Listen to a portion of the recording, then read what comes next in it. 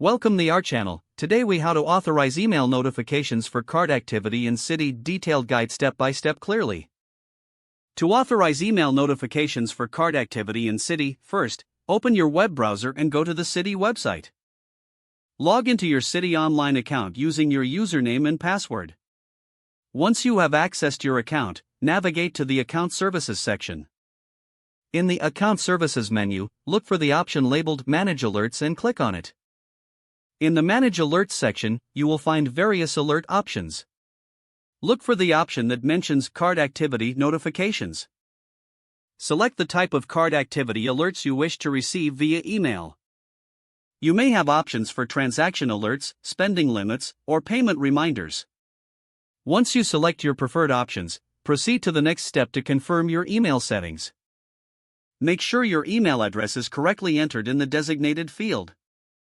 If you need to update or change your email address, do so at this time. After confirming your email address, review your selected alert options one last time.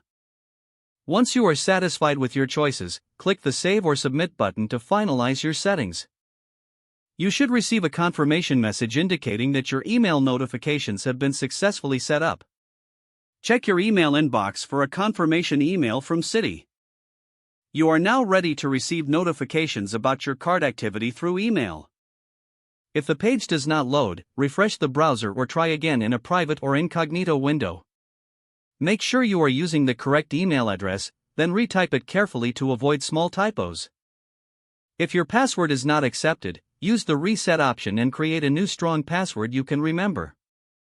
Check your spam folder for verification or security emails, then complete any requested confirmation steps. Enable two-factor authentication if available to improve account security and reduce unauthorized access risk.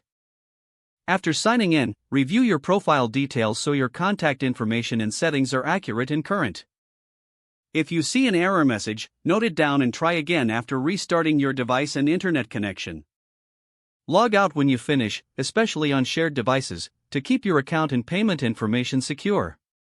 If the page does not load, refresh the browser or try again in a private or incognito window. Make sure you are using the correct email address, then retype it carefully to avoid small typos. If your password is not accepted, use the Reset option and create a new strong password you can remember. Check your spam folder for verification or security emails, then complete any requested confirmation steps. Don't forget to like this video and subscribe to our channel for more step-by-step tech guides.